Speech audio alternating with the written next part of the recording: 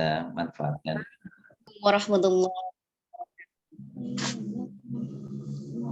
Alhamdulillahirabbil alamin. Assalatu wassalamu ala asyrafil anbiya'i wal mursalin sayyidina wa maulana Muhammad sallallahu alaihi wasallam wa ala alihi washabihi ajma'in. Rabbi syrah li sadri wa yassir li amri wahlul 'uqdatam min lisani yafqahu qawli, amma ba'd. Yang terhormat Bapak Dr. Kiai Haji Nasiruddin Khalid MAG, dan tak lupa kepada jamaah Yashfa mengaji dan mengkaji yang saya hormati pula. Alhamdulillahirabbil alamin, pada pagi hari ini atas puji syukur kehadirat Allah Subhanahu wa taala, kita dapat bermuwajahah bil wujuh dalam majelis yang insyaallah barokah ini tanpa ada halangan suatu apapun. Salawat serta salam mari kita sanjungkan kepada junjungan kita Nabi besar Nabi Agung Muhammad sallallahu alaihi wasallam. Semoga kita senantiasa mendapatkan syafaatnya sampai yaumul qiyamah. Amin amin ya rabbal alamin. Bapak Ibu jamaah Yashfa mengaji dan mengkaji, pada pagi hari ini kita akan memulai kegiatan dengan mendengarkan atau tasmi tilawatil Quran yang akan dibacakan oleh Ibu Kinanah. Surat yang akan dibaca ialah surat Al-Maidah mulai dari ayat 104 sampai 108. Silahkan dipersiapkan terlebih dahulu mushafnya Bapak Ibu. Kita sapa terlebih dahulu Ibu Kinanah. Ibu. Assalamualaikum, Ustazah. Waalaikumsalam warahmatullahi wabarakatuh. Ya, silahkan Ibu. Baik, terima kasih.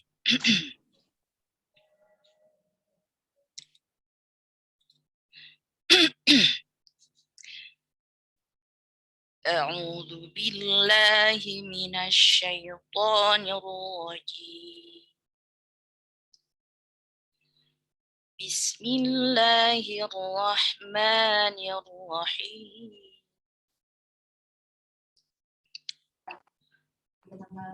Wa idza qila lahum ta'alau ila ma anzalallah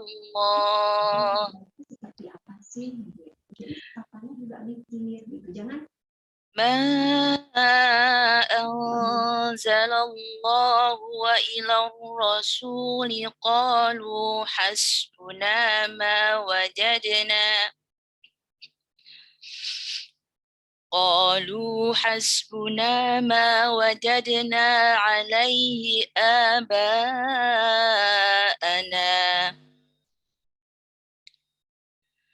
أولو كان آباؤهم لا يعلمون شيئا ولا يهتدون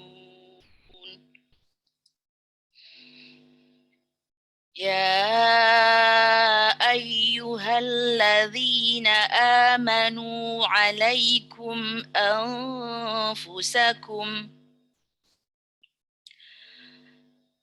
لا يضركم من ضل إذا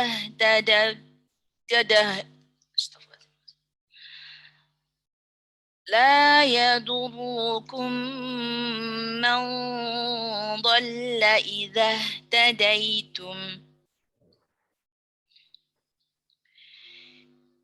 إلى الله مرجعكم جميعا فينبئكم بما كنتم تعلمون يا أيها الذين آمنوا شهادة بينكم إذا حضر أحدكم الموت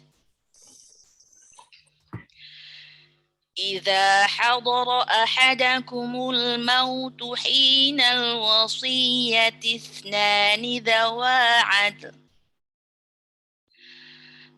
ذوى عدل منكم أو آخران من غيركم إن أنتم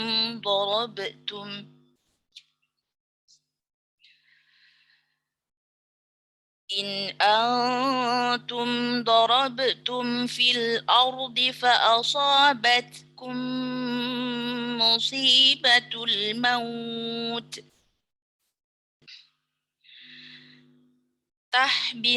تحبسونهما من بعد الصلاة فيقسمان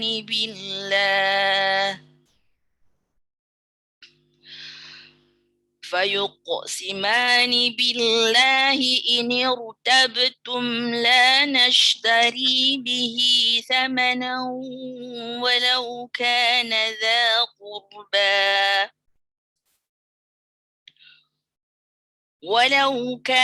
ذا قربى ولا نكتم شهادة الله إنا إذا لمن الآثمين فإن عثر على أنهما استحقا إثما فآخران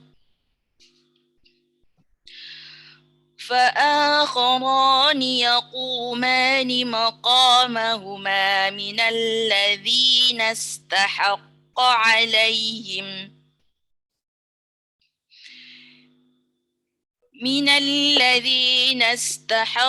عليهم الأوليان فيقسمان بالله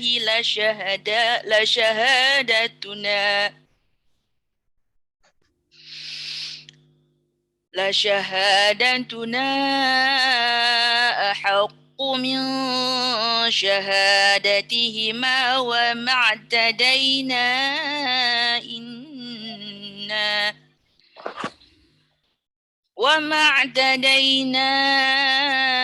إنا إذا لمن الظالمين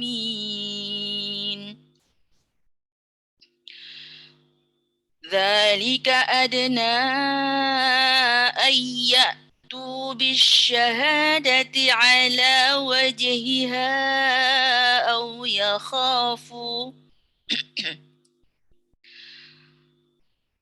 أو يخافوا أن ترد أيمان بعد أيمانهم واتقوا الله واسمعوا والله لا يهدي القوم الفاسقين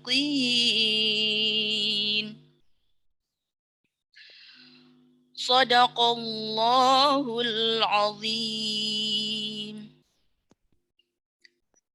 Mohon maaf, ada beberapa salah. Assalamualaikum warahmatullahi wabarakatuh. Waalaikumsalam warahmatullahi wabarakatuh. Terima kasih kepada Ibu Kinanah yang telah membacakan surat Al-Maidah mulai dari ayat 104 sampai 108. Semoga ayat yang barusan dibacakan oleh Ibu Kinanah dapat menjadikan kelancaran acara kita pada pagi hari ini, serta kita yang mendengarkan juga mendapatkan pahala. Amin, amin, amin, ya Rabbal Alamin. Jamaah rahimakumullah. Selanjutnya yakni tadabbur Quran dari ayat-ayat yang telah dibacakan oleh Ibu Kinanah tadi, yang akan disampaikan oleh beliau Bapak Dr. Kiai Haji Nasiruddin Khalid MAG. Kepada beliau kami silahkan. Terima kasih Ustazah Sofi Nur Alifah. Bapak Ibu yang muliakan, Bismillahirrahmanirrahim. Assalamualaikum warahmatullahi wabarakatuh. Waalaikumsalam warahmatullahi wabarakatuh. Nahmaduhu subhanahu wa ta'ala ala ma an'amana min ni'matil imani wal islam wa waffaqana ala sabilil haqqi wal ihsan. Asyhadu an la ilaha illallah wahdahu la syarika lah ilahul alamin وأشهد أن نبينا محمدا عبده ورسوله خير الأنبياء والمرسلين وعلى آله وأصحابه وأتباعه وأنصاره أجمعين. سبحانك لا علم لنا إلا ما علمتنا إنك أنت العليم الحكيم.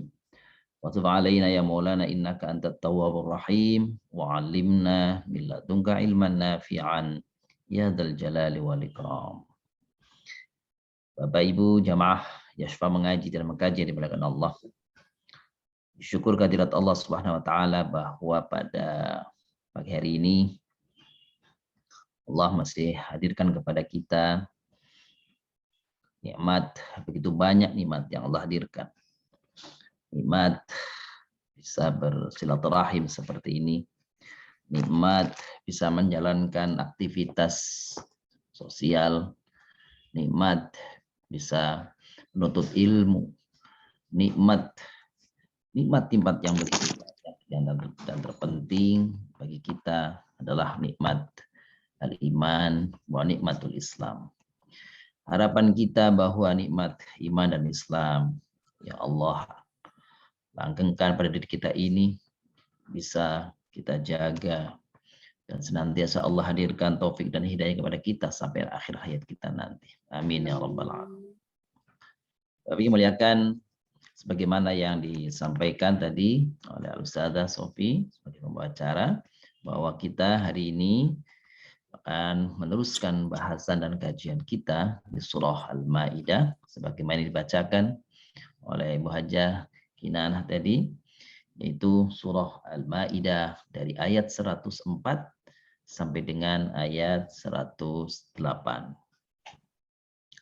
Bapak yang muliakan, pada bagian ini, pada bagian ayat yang akan kita bahas kali ini, ada bagian atau ada topik baru, ada bahasan baru, yaitu tentang bagaimana tata cara berwasiat.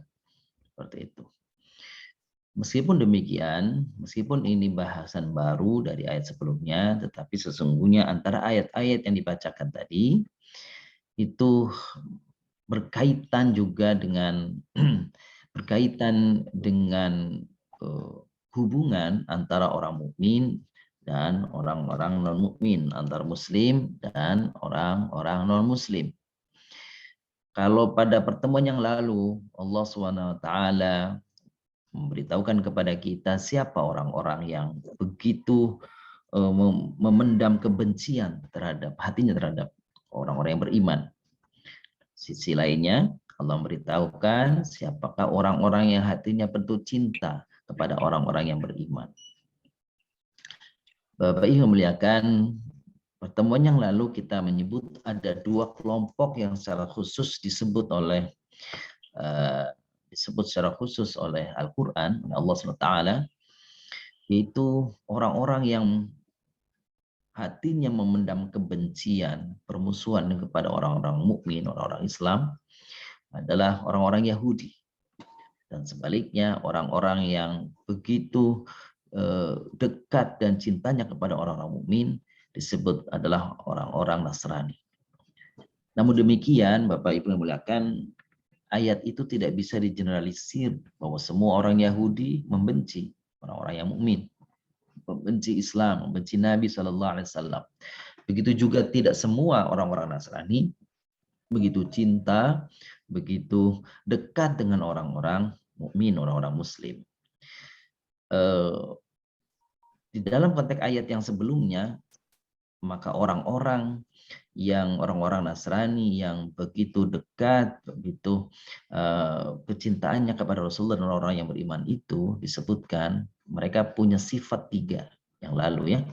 Pertama adalah qisisin, yang kedua adalah ruhban, dan yang terakhir adalah la yastakbirun. Inilah orang-orang Nasrani yang memiliki kecintaan kepada Nabi SAW dan tidak ada permusuhan dengan orang-orang mukmin. Jadi disebut secara khusus sifatnya, tidak orangnya. Sifatnya apa? Qisisin. Apalagi ruhban, dan apalagi la yastakbirun.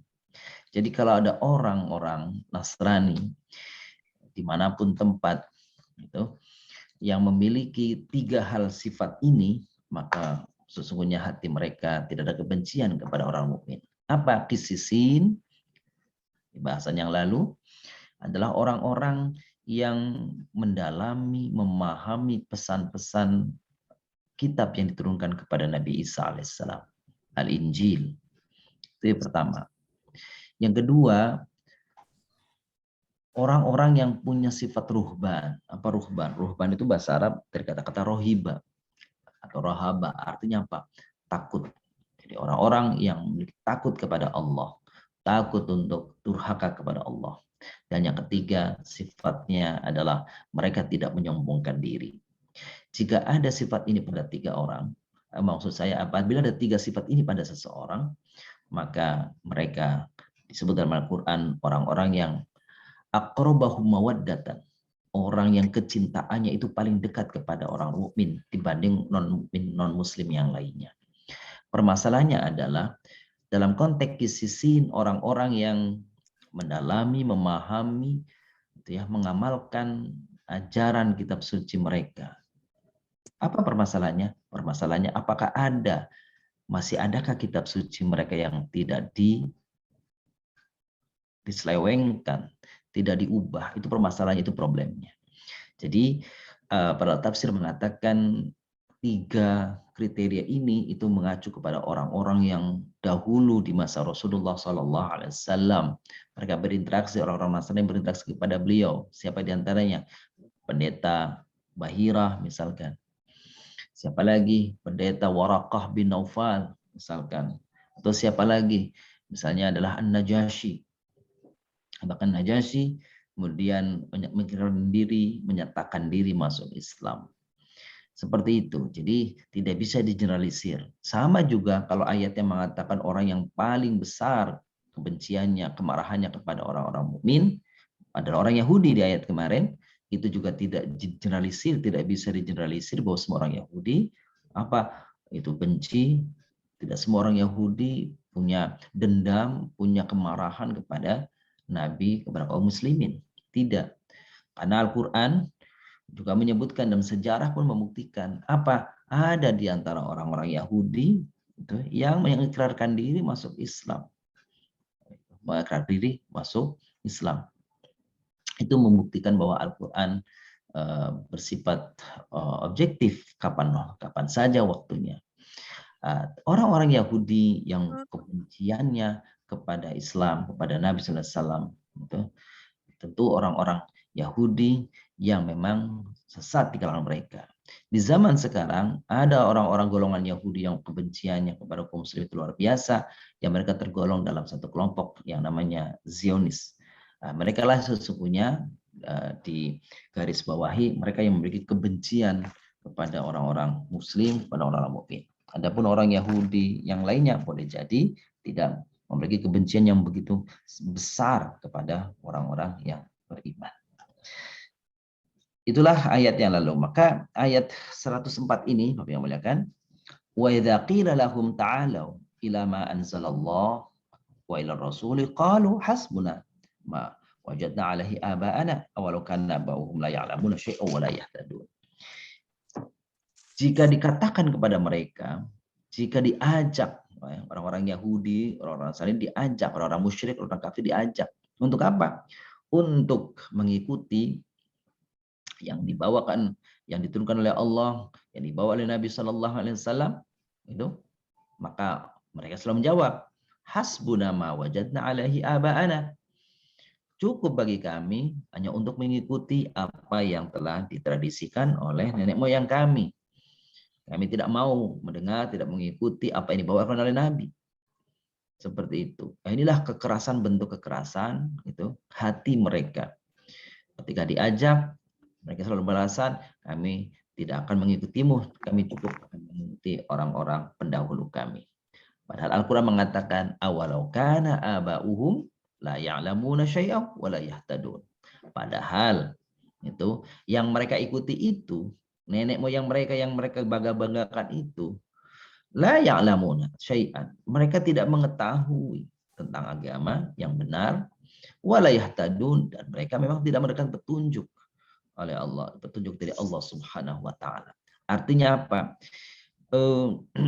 Kecintaan kepada suku, kecintaan kepada para pendahulu yang menutup diri, menutup hati dari syariat, inilah yang dikecam. Gitu. Tapi Bapak Ibu melihatkan tidak juga kita kemudian memblacklist atau menutup semua peluang tradisi. Tidak semua tradisi itu juga jelek. Bukankah Bapak Ibu muliakan di dalam Islam ada tradisi-tradisi yang dilanggengkan yang zaman jahiliyah dahulu juga sudah ada. Jadi Islam juga tidak menutup. Apa contohnya? Contohnya pemuliaan kepada bulan-bulan haram. Itu jauh sudah terjadi sebelum kehadiran Nabi Shallallahu Alaihi Wasallam. Orang-orang Quraisy, orang-orang Arab mengagungkan, memuliakan apa? Bulan-bulan yang haram. Bulan apa? Dzulqa'dah, bulan Dzulhijjah, bulan Muharram, bulan Rajab. Mereka mengagungkan itu, dan ternyata pengagungan itu juga sampai dengan risalah Nabi besar Muhammad Sallallahu Alaihi Wasallam. Apalagi misalkan tradisi menikah pakai saksi, pakai wali, pakai mahar, itu juga ditradisikan, tetap dilanggengkan. Meskipun ada tradisi nikah yang diharamkan di dalam Islam. Apa itu? Antajma' bainal ukhtain. Tidak boleh, zaman dahulu memang terjadi zaman jahiliyah, terjadi apa? Seorang laki-laki menikahi dua wanita atau lebih yang ada yang satu keturunan, yang satu nasab, kakak adik dinikah dalam satu waktu bersamaan. Nah, itu yang nggak boleh. Di dalam Islam nggak boleh, harus salah satunya kalau seperti itu. Boleh misalnya kakaknya dulu atau adiknya dulu, atau misalkan kakaknya meninggal lalu menikah adiknya. Yang di dalam istilah kita orang Indonesia, istilahnya adalah turun ranjang atau naik ranjang. Boleh, itu apa artinya salah satunya. Tapi dua-duanya disatukan dalam satu waktu pernikahan, maka itu diharamkan di dalam Islam, meskipun tradisi itu dulu dijalankan. Apalagi tradisi yang dilakukan oleh orang jahiliyah dulu, tapi kemudian masih ada.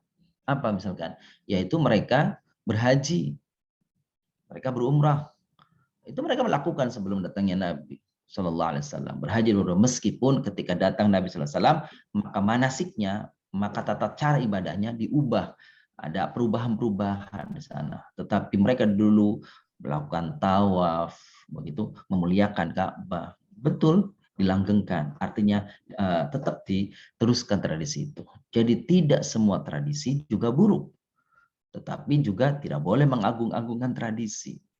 Itu berlaku di mana saja. Jadi kita juga tidak boleh antipati kalau bilang ini tradisi lalu kemudian kita antipati.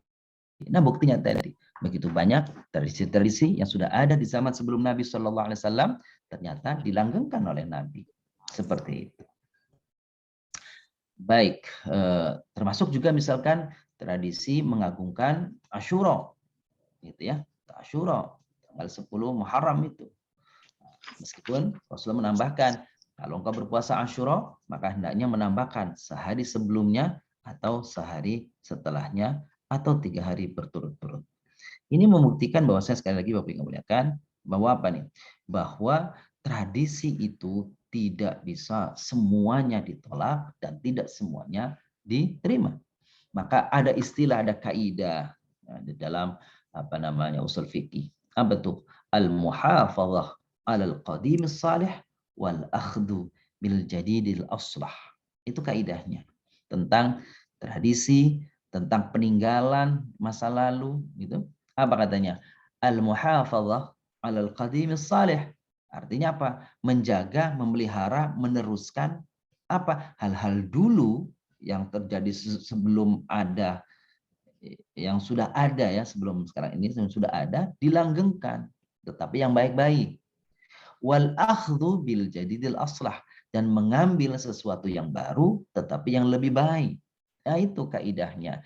Jadi yang lama tidak bisa ditinggalkan, ditolak sama sekali, tidak juga yang baru mesti diterima sama sekali, tidak. Mana saja yang baik, prinsipnya orientasinya adalah mana yang lebih baik, itulah yang dipegangi dan diterima.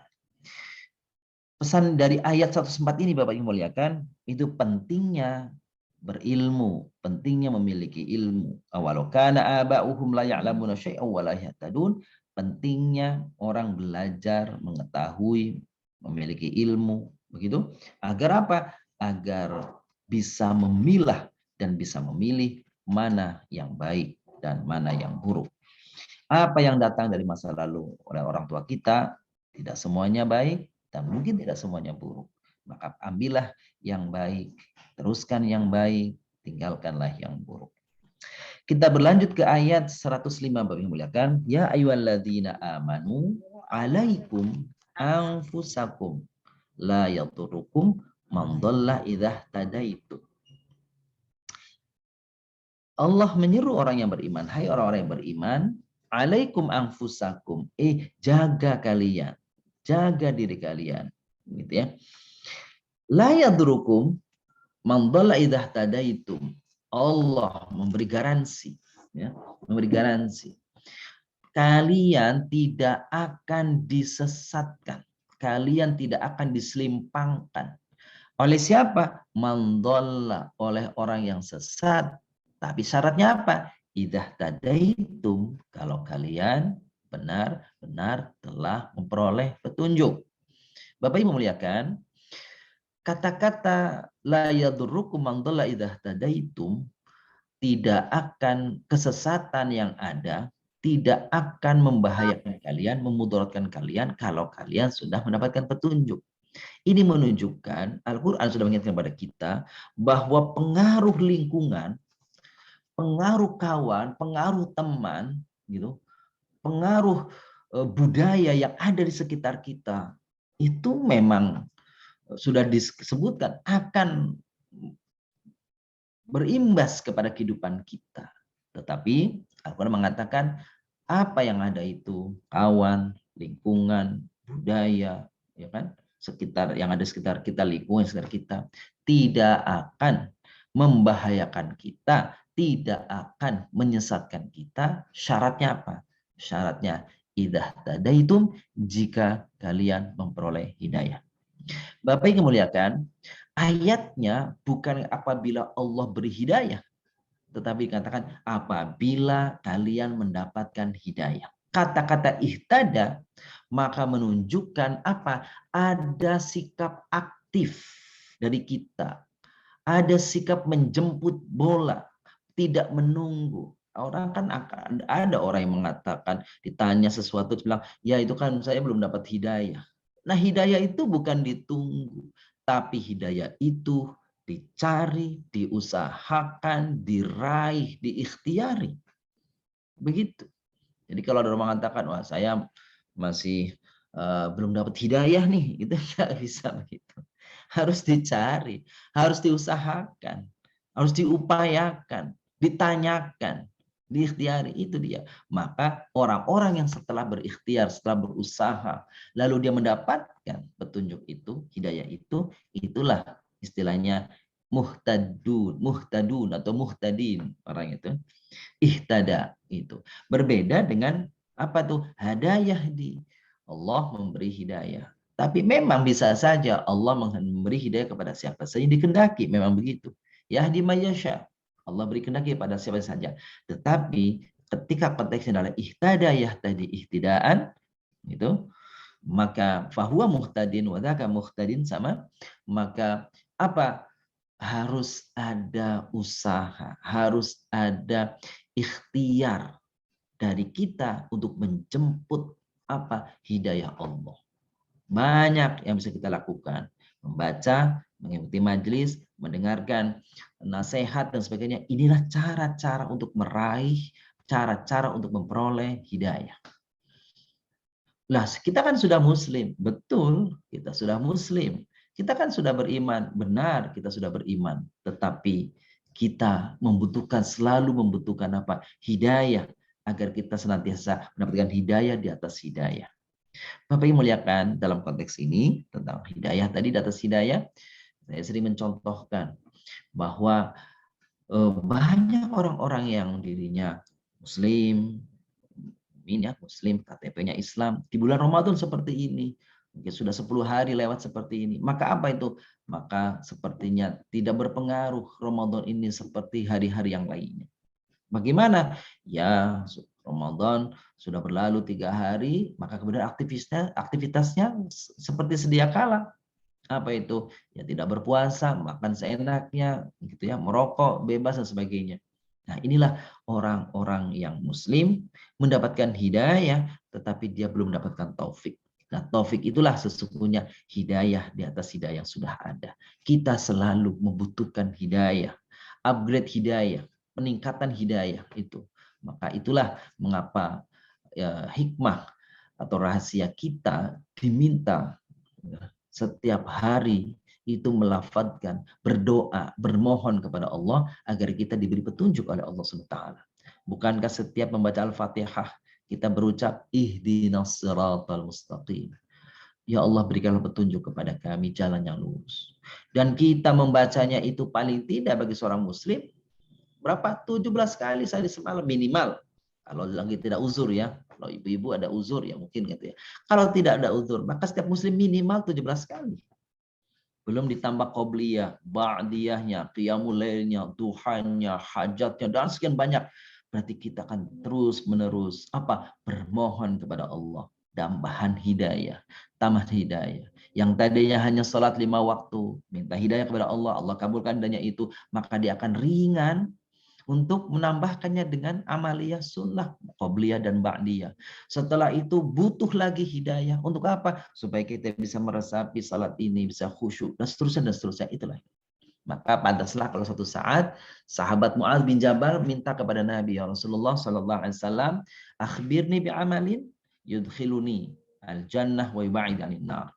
Suatu saat sahabat Mu'adz bin Jabal minta nasihat kepada Nabi Allah, ya Rasulullah, tolong beritahu kami satu amalan di mana amalan ini memasukkan aku ke dalam surga dan kelak menjauhkan aku dari neraka. Apa pesan Nabi? Jawaban Nabi, kata beliau, hai Mu'adz, pertanyaanmu itu sungguh jawabannya berat. Berat. Ya. Kenapa? Karena ini untuk melakukan ini bukan perkara yang ringan bagi manusia. Tetapi Rasul mengatakan, wa innahu la yasirun ala man yassarahullah. Tetapi perkara yang berat tadi nih, nanti yang saya akan sampaikan itu, hai Mu'adz, itu akan menjadi ringan. Kapan? Kalau Allah sudah ringankan diri kita ini untuk menerimanya, untuk melaksanakannya. Maka Bapak Ibu muliakan, bersyukurlah kalau ternyata datang panggilan azan, tergerak hati kita untuk segera untuk melaksanakan sholat. Mau datang bulan Ramadan, sudah tergerak, bahkan sudah mempersiapkan diri untuk menyambut bulan Ramadan, untuk pengisinya bulan Ramadan ini. Ketika tiba waktu malam untuk qiyamul lail atau tiba malam untuk tarawih, ringan kakinya, mudah dirinya, hatinya itu untuk apa? Untuk melakukan itu.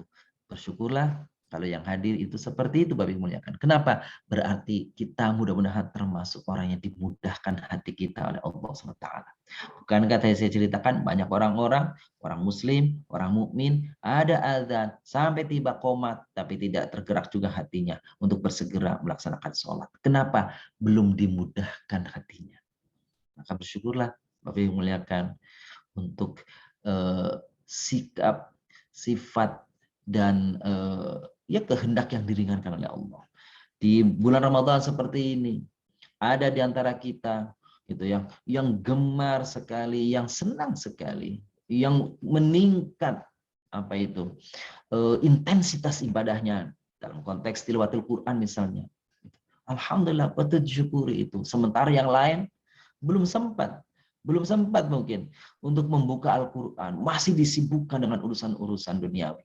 Padahal Ramadan ini adalah rahmat Allah untuk kita kaum mukminin, gitu ya, untuk memperbanyak memperbanyak bekal.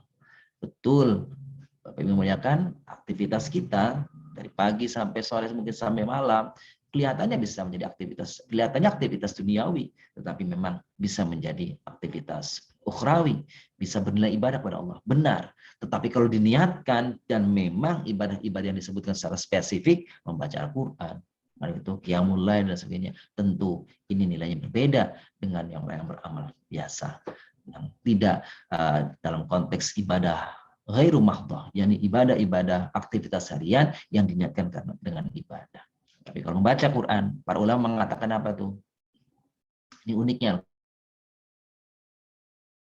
Quran itu, Bapak Ibu muliakan. Membaca Al-Quran itu tanpa niat saja membacanya itu sudah termasuk ibadah. Gitu ya. Nah, itu dalam definisi Al-Quran. Apa itu Al-Quran? Al-Quran adalah kalamullah al-munazzal ala Muhammadin biwasitati Jibril al-maktub fil masahif al-malsun ya bil alsun al-matlub bil alsun, itu kan yang disebut, yang bisa dibaca dengan lisan, yang tertulis dalam mushaf, wal muta'abbad bitilawatihi. Itu kata-kata terakhirnya begitu, al muta'abbad bitilawatihi. Dianggap ibadah membacanya tanpa orang membaca berniat secara khusus untuk membaca Quran, maka ketika dia membaca sudah dianggap sebagai ibadah. Tetapi Bapak Ibu ketika membaca buku yang lainnya bukan Al-Quran, maka perlu niat untuk dijadikan dia sebagai ibadah. Tapi ketika membaca Al-Quran, para ulama tanpa berniat secara khusus pun, ya, maka ketika Bapak Ibu membaca Al-Quran itu sudah dianggap sebagai ibadah. Kita lanjutkan, Bapak Ibu muliakan. Ilallahi marji'ukum jami'an fayunabbi'ukum bima kuntum ta'malun. Maka semua urusan-urusan kita di dunia ini kelak akan dikembalikan kepada Allah. Akan dihadapkan kepada Allah. Akan diperhitungkan di hadapan Allah. Maka harapan kita semoga apa yang kita lakukan ini itu ada menjadi bagian daripada catatan kebaikan di sisi Allah Subhanahu wa taala.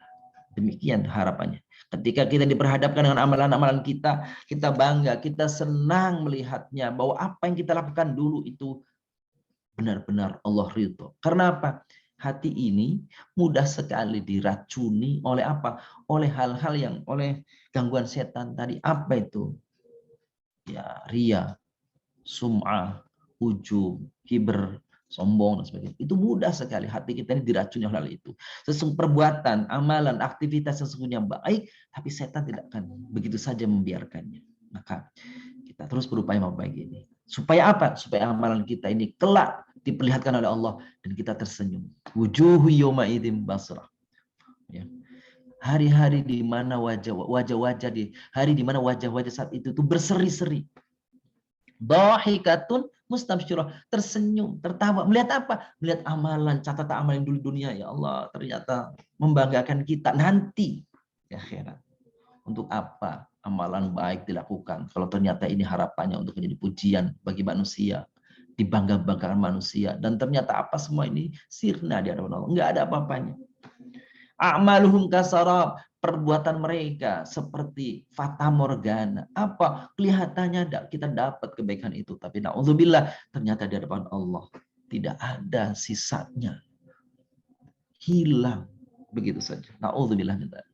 Kita berhati-hati atas ini. Jangan sampai kita sudah berpayah-payah, sudah bersusah-susah, ternyata apa yang kita harapkan nanti itu tidak ada di hadapan Allah. Na'udzubillah min dzalik. Maka ilallahi marji'ukum jami'an fayunabbi'ukum bima kuntum ta'malun. Kalian akan dikembalikan kepada Allah. Urusan-urusan akan dikembalikan kepada Allah. Akan dia berhadapkan kita ini kepada Allah. Akan dihitung dari Allah. Maka pada saat itu fayunabbi'ukum bima kuntum ta'malun. Saat itulah kita akan diberitahu, akan ditunjukkan apa-apa bima kuntum. Coba Bapak Ibu sedikit di sini kita berhenti nih. Bima kuntum ta'malun. Ta'malun itu kalau menurut kaidah bahasa Arab itu namanya fi'il mudhari. Fi'lun mudhari. Nah gitu ya, jadi fi'il mudhari. Sedangkan kuntum itu fi'il madhi. Itu fi'il madhi. Apa artinya? Kok fi'il madhi digandeng gitu ya? Digandeng dengan fi'il mudhari. Gitu ya. Itu artinya apa? Dulu waktu di dunia perbuatannya itu ya, tak maluna, kalian terus menerus lakukan, nggak berhenti. Perbuatan buruk itu dulu kuntum waktu di dunia, dihadapkannya di akhirat. Nih dulu kamu di dunia, kamu terus menerus melakukan. Kan fi'il mudhari artinya continue, terus menerus melakukannya. Kan gitu ya. Maka Ini yang kekeliruan yang terus-menerus dilakukan dan tidak menyadarinya. Jangan sampai ini terjadi ketika dihadapkan oleh Allah, dihadapkan kepada Allah, ternyata amalan kita keliru, ya.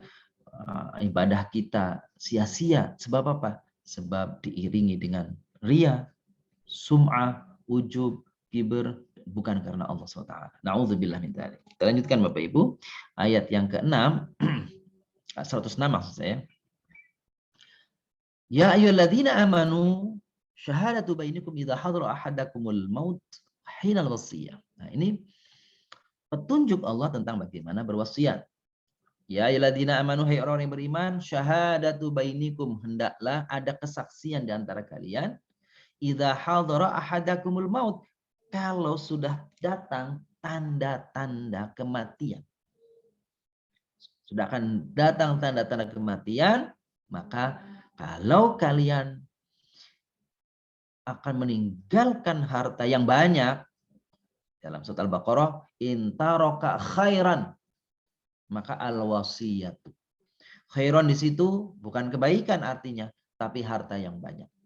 Nah, ditegaskan lagi dalam surat Al-Maidah ini, mengulang daripada surat Al-Baqarah dalam konteks yang berbeda, sedikit berbeda. Jika kalian merasa sudah akan tiba masa, ya, kematian, maka ketika kalian akan berwasiat, apa yang dilakukan? Syahadatu bainikum, buat persaksian, cari saksi agar wasiat kalian itu ada yang menyaksikannya, ada orang lain yang mendengar, melihat wasiat kita. Berapa? Ithnani dawa adli minkum, 2 orang. Ya, kesaksian itu atau saksinya 2 orang yang kira-kira dianggap menurut kita orang yang adil, ya. Au akharan min ghairikum.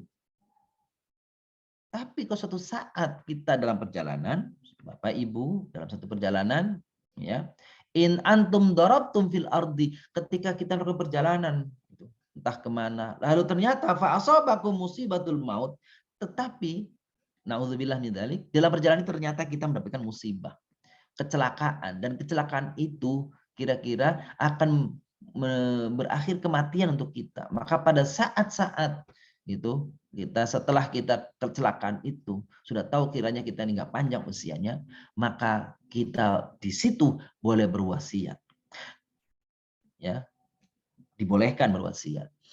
Nah, ketika berwasiat ternyata tidak ada, misalkan kita pergi di suatu tempat di mana tempat itu penduduknya mayoritas non-muslim, pendudukan non-muslim, maka boleh kesaksian itu au akharani min ghairikum, dilakukan atau dipersaksikan kepada 2 orang non-muslim. Boleh itu.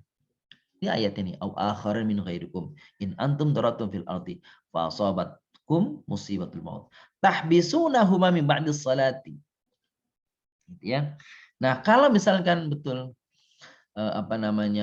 itu terjadi, maka tahbisunahuma, engkau cegah, engkau tahan 2 orang saksi itu min ba'dis salati, setelah salat. Nah, ini kenapa disebut setelah salat khusus? Gitu, setelah salat khusus. Jadi ternyata dahulu zaman Nabi dan zaman-zaman setelah Nabi Sallallahu Alaihi Wasallam, zaman sahabat, itu ada tradisi di sana. Apa itu? Kalau mau menentukan satu masalah perkara melalui hakim itu dilakukannya setelah sholat asar. Sholatnya disebut sholat asar. Kenapa sholat asar?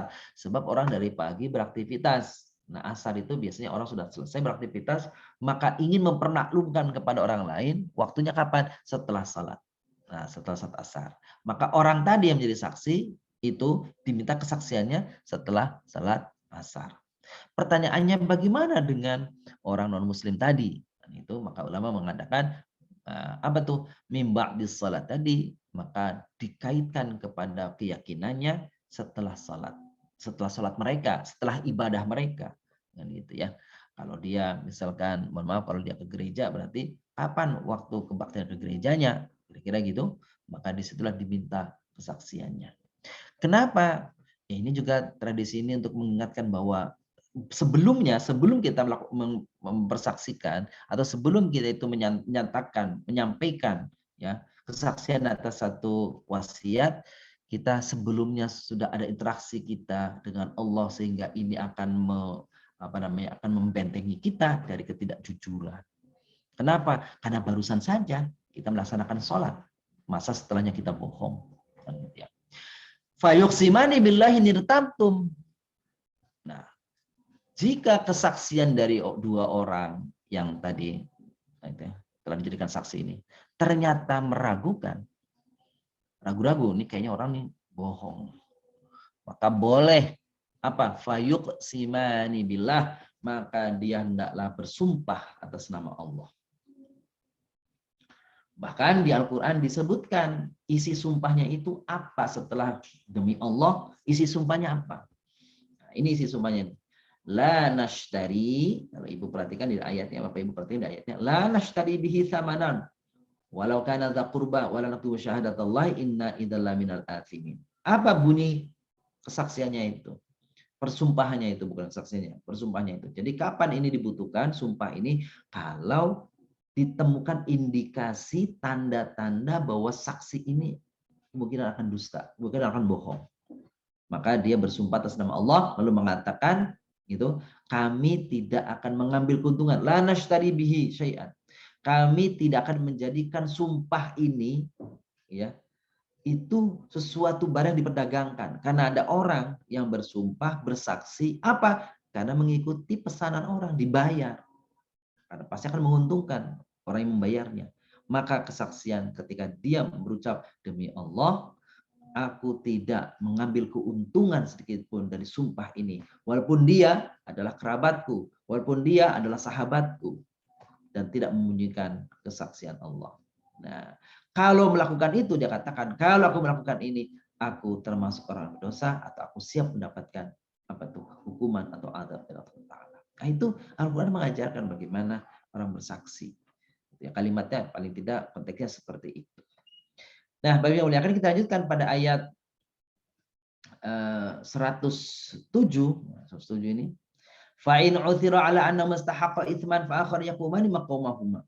Jika terbukti kedua saksi itu setelah orang wafat, setelah yang berwasiat wafat, kemudian wasiatnya akan ditunaikan, akan disampaikan, ternyata ditengarai, dikenali, diketahui bahwa dua saksi ini, gitu, uthira annahu mustahaqqa itsman, kayaknya ini orangnya ini enggak jujur nih.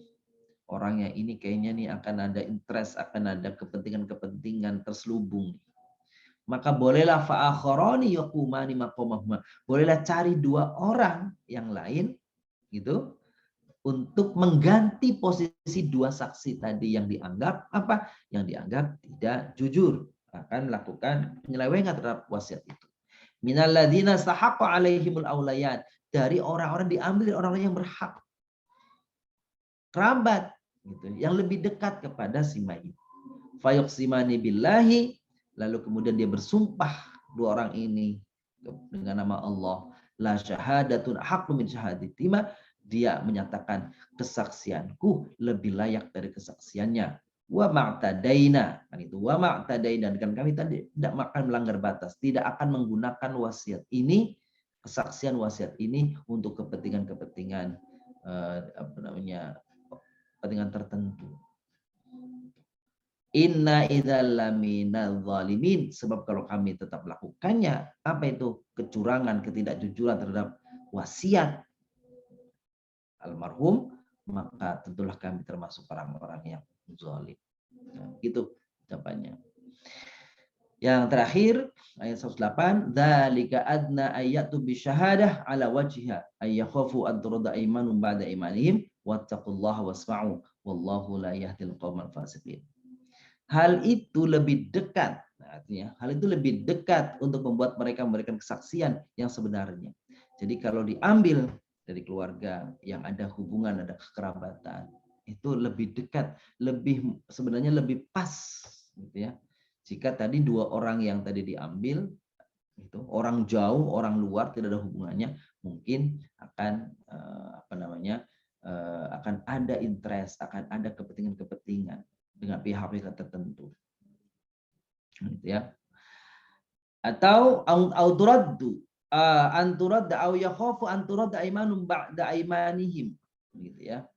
Atau mereka merasa takut akan dikembalikan sumpahnya, ya, akan ditolak sumpahnya dan lalu dikembalikan kepada para ahli waris, ya. Maka apa tuh? Fattaqullah wasma'u wallahu la yahdil qaumal fasiqin. Bertakwalah kepada Allah dan dengarkanlah. Dan dengarkanlah apa? Perintah-perintah Allah, ancaman-ancaman Allah. Ya, ancaman-ancaman Allah. Apabila engkau berkhianat, ini ancaman-ancamannya. Seperti itu. Allah tidak memberi petunjuk kepada orang-orang yang fasik. Jadi sumpah yang dimaksud dalam ayat ini adalah boleh jadi sumpah orang non muslim itu nggak diterima. Aimanum ba'da aimanihim. Nah, gitu ya. Boleh jadi sumpah mereka itu merasa, wah, kita kan bukan satu agama, maka sumpahnya itu juga perlu dilakukan, kan itu. Bisa jadi begitu. Jadi maka tadi kembalikan kepada ahli waris atau keluarganya, dan ancamannya kepada siapa saja dari Allah SWT akan mendapatkan azab bagi orang-orang yang melakukan sumpah palsu. Bukankah di bulan Ramadan ini juga ada bagian amalan yang dapat menyanyiakan amalan ibadah puasa kita, yaitu apa? Salah satunya syahadatuz zur, yaitu apa? Sumpah palsu. Bapak Ibu yang muliakan, demikian keterangan singkat dari ayat-ayat yang kita baca di surah Al-Maidah dari ayat 104 sampai dengan ayat 108. Alhamdulillahirabbil alamin.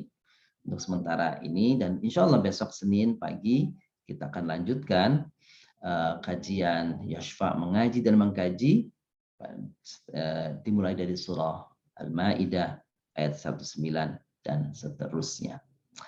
Baik, kami kembalikan pada pembawa acara Ustazah Sofi Khalifah. Barangkali ada di antara Bapak Ibu yang ingin bertanya, ya, yang ingin bertanya dari seputar apa yang kami sampaikan tadi, kami silakan Ustazah. Ada Ustaz? Iya. Oh begitu, langsung. Ya, silahkan Bapak Ibu yang ingin bertanya, silahkan Bapak Ibu. Ustaz, yang berkaitan dengan idza hadarul ahadakumul maut itu. Baik. Bagaimana kita melihat tanda-tanda maut itu, Ustaz? Baik, makasih. Tanda-tanda kematian itu apa? Tanda kematian banyak. Apa itu? Uban di rambut kita, itu tanda-tanda kematian itu. Sakit yang kayaknya sakitnya bertambah, terus bertambah, ya. Kelemahan yang terus ditambah dengan kelemahan, atau adanya satu musibah kecelakaan, maka ini bisa disebut sebagai tanda-tanda kematian. Apalagi Rasulullah SAW menyebut secara khusus bahwa a'maru ummati, bahwasanya keumuman daripada keumuman umur dari umatku itu antara 60-an tahun sampai 70. Kira-kira kalau kita umurnya sudah sampai di situ tuh, Bapak Ibu yang memuliakan, kira-kira sudah termasuk yang ada tanda-tanda. Ini bukan doain, tapi begitu kata Nabi Shallallahu Alaihi Wasallam. Kita bersiap-siap, kan gitu ya, jangan sampai sedikit nih Bapak Ibu, wasiat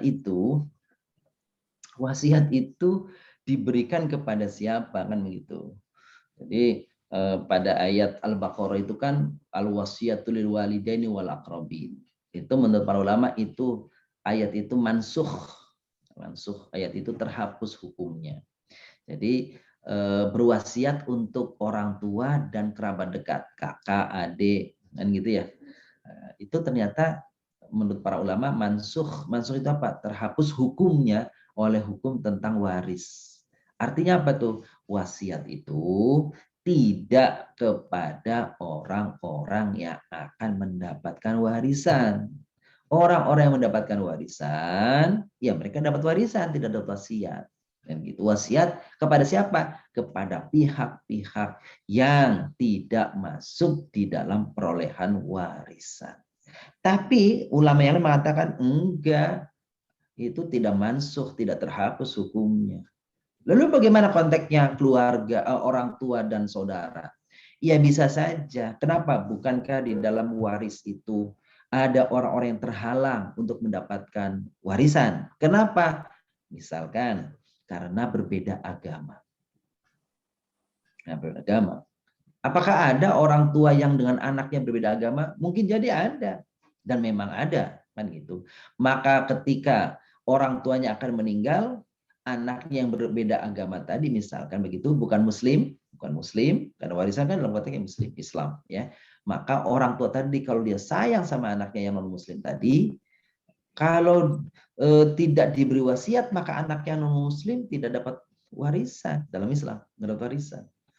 Karena berbeda agama tidak bisa. Maka boleh orang tuanya ini berwasiat, nanti dari harta saya berikan kepada si fulan, nih anak saya yang murtad ini nih, misalkan begitu, kalau ada orang tua yang sayang gitu ya, maka berikan kepada dia nanti kalau saya mati. Itu namanya wasiat.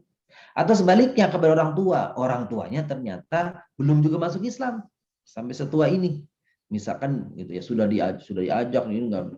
Maka kalau kita yang meninggal, orang tua kita tidak dapat warisan dari kita lantaran dia berbeda agama, maka bolehlah dilakukan dengan cara wasiat. Jadi kalau gitu kata para ulama, tidak ada hukum yang tereliminasi, nggak ada tuh ayat-ayat yang terhapus, nggak ada. Masing-masing punya punya konteksnya, punya peristiwanya masing-masing. Demikian Pak Haji Sartono, mohon maaf. Baik, apakah masih ada Bapak Ibu? Silakan Ustazah, ada? Ya, silahkan Bapak Ibu yang ingin bertanya, apakah ada yang ingin ditanyakan atau ada yang belum jelas, silahkan ditanyakan Bapak Ibu. Ustaz sedikit nanya tambahan yang tadi aja, yang dari Bapak tadi. Kalau diucapkan saja tidak ada tertulis, wasiat itu tetap masih berlaku ya Ustaz ya? Boleh. Diucapkan saja. Diucapkan Jadi saja. nanti ya seperti itu aja. Jadi tidak ada saksinya, mungkin hanya istrinya gitu, hanya satu orang gitu, enggak. Nah, makanya saksi itu harus 2 orang. Saksi itu harus 2 orang. Supaya apa? Supaya ini Bapak Ibu, bagi kita nih, kalau kita mau berwasiat atau berhibah atau hibah atau apa, maka dianjurkan ada 2 orang saksi laki-laki. 2 orang saksi laki-laki. Atau 1 laki-laki dengan 2 perempuan. Begitu tuh, itu aturan agamanya begitu. Gitu ya. Farojulani, au rojulun wamro'atani. Nah itu gitu. Gitu. Jadi kesaksian itu penting Bapak Ibu. Untuk jika terjadi, ini kan jika terjadi, ini Al-Quran udah melakukan preventif nih, tindakan pencegahan, tindakan persiapan sekiranya ada di belakang hari itu misalnya itu pembantahan terhadap wasiat itu, maka ada saksi, gitu maksudnya, tidak ada saksi. Diperkuat lagi kalau ada hitam di atas putih, gitu, di depan notaris, kan gitu ya.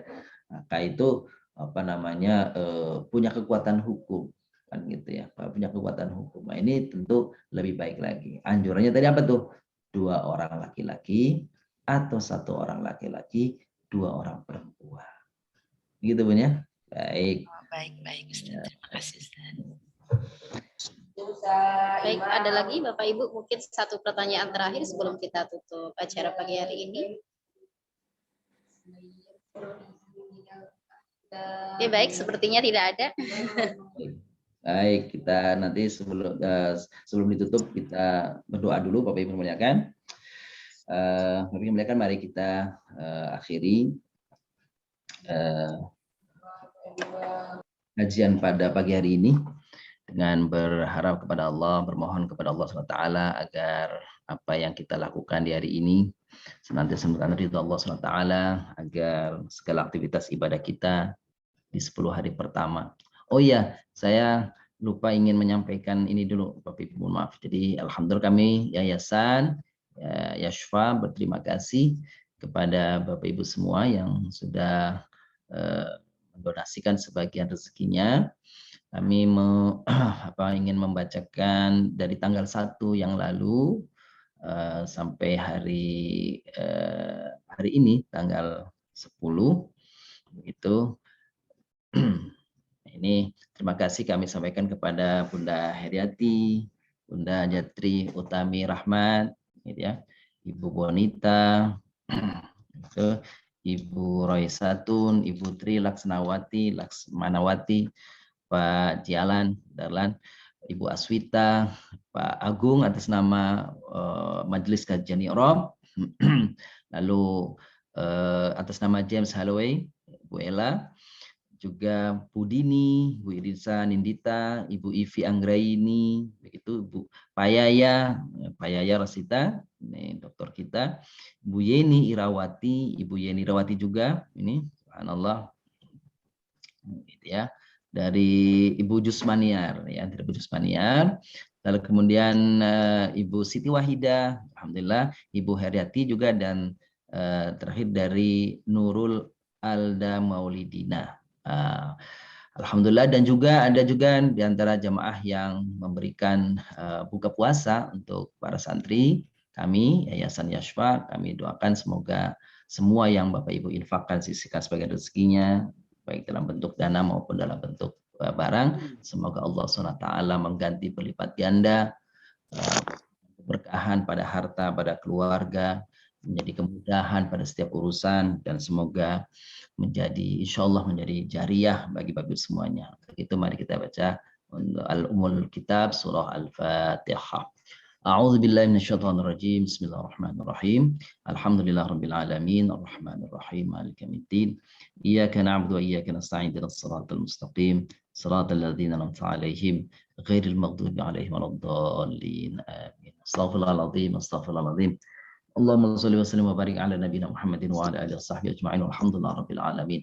Allahumma nahmaduka wa nasta'inuka wa nastahdik wa natubu wa natawakkalu 'alaik wa nuthni 'alaika al-khairu kullah. Allahumma lakal hamdu kulluh wa lakal syukru kulluh, ilaika yurja'ul amru kulluh, ala niyatuhu wa sirruh. Allahumma ighfir lana dhunubana wa kaffir 'anna sayyi'atina tawaffana mal abrar. Rabbana dhalamna anfusana wa lam taghfir lana tarhamna lanakunanna minal khasirin. Allahumma arhamna bil Qur'an waj'alhu lana imama wa nuran wa hudan wa rahmah. Allahumma dzakkirna minhu ma nasina wa 'allimna minhu ma jahilna warzuqna tilawatahu ana al-lail wa atrafan nahar waj'alhu lana hujjatan ya rabbal alamin. Allah nas'aluka ridhaka wal jannah wa na'udzubika min sakhatika wan nar. Allahumma a'inna ala dzikrika wa syukrika wa husni ibadatik. Allahumma innaka 'afuwun karim tuhibbul 'afwa fa'fu anna ya karim. Rabbana atina fid dunya hasanah wa fil akhirati hasanah wa qina adzabannar. Wa sallallahu ala sayyidina Muhammadin nabiyil ummi wa ala alihi wa sahbihi wa baraka wasallam. Subhana rabbika rabbil izzati amma yasifun. Wassalamun ala mursalin walhamdulillahi rabbil alamin. Oh iya, saya lupa, mohon maaf juga satu lagi Ustazah sebelum ditutup. Ini ada juga di antara ibu-ibu yang, terima kasih Bapak Ibu yang masih mentransfer ke nomor rekening Yashfa Wakaf ya. Wakaf ya, Wakaf. Jadi yang ini sekarang Bapak Ibu ada di layar Bapak Ibu di sebelah kiri saya. Jadi monggo kalau nanti barangkali mau ingin bersedekah, berdonasi atau di nomor yang ada ya, di satu nomor saja, yaitu nomor yayasan, rekening yayasan, yaitu rekeningnya 999-830-83110. Jadi ada beberapa Bapak Ibu yang masih mentransfer ke rekening wakaf ya, rekening wakaf itu Ibu Ika dan sebagainya. Jadi mohon maaf tadi datanya, karena dia datanya dari satu bank, tadi bank syariah yang ini, nomor ini. Semoga semuanya meskipun tidak disebutkan dan sebagainya, Bapak Ibu pasti Allah mengetahui, mencatat sedikit kebaikan. Terima kasih atas kebersamaan dan kami kembalikan kepada Ustazah Sofi Nurhaifah. Silakan Ustazah. Terima kasih kami sampaikan kepada Bapak Dr. Kiai Haji Nasiruddin Khalid MAG yang telah berbagi ilmu kepada kita semua. Semoga kita dapat memetik pelajaran, memetik hikmah atas apa yang telah beliau sampaikan. Acara selanjutnya ialah penutup. Mari kita akhiri acara pada pagi hari ini dengan membaca doa kafaratul majelis. Subhanakallahumma wa bihamdik asyhadu an la ilaha illa anta astaghfiruka wa atubu ilaik. Demikian, kurang lebihnya mohon maaf. Akhirul kalam. Wassalamualaikum warahmatullahi wabarakatuh. Waalaikumsalam warahmatullahi wabarakatuh. Terima kasih Bu Kinan, terima kasih Bu Sada, terima kasih Ustaz. Assalamualaikum. Ya Bu Febri, terima kasih. Terima kasih Ustaz. Assalamualaikum. Terima kasih. Pamit Ustaz. Jalan. Allah khairan katsiran Pak Ustaz. Sami-sami ya lah. Insyaallah ketemu lagi esok hari. Sehat dalam keadaan sehat walafiat. Amin. Terima kasih Pak Ustaz. Sami-sami Bu Terima kasih Dwi. banyak. Udah lama ya. Gabung. Alhamdulillah masih ketemu Bunda ya, Bunda Dwi ya. Alhamdulillah. Bunda Fatimah, alhamdulillah. Gimana saja sehat ya, Ustazah Fatimah ya. Alhamdulillah Ustaz, berkat doanya. Ya, sehat Bunda ya. Lagi ditunggu jamaah gitu ya, Bunda Fatimah. Oke. Ada Bu Dini, Bu Ida, Bu Eli, makasih Bu Eli sudah hadir, Bu Sri, Bu Zubaida dan ibu-ibu yang lainnya ya, Bu Aan dan sebagainya. Makasih Ustaz. Iya, makasih. Bu Kinan, makasih juga. Baik, saya mohon izin pamit, Bibi muliakan. Assalamualaikum warahmatullahi wabarakatuh. Waalaikumsalam warahmatullahi wabarakatuh.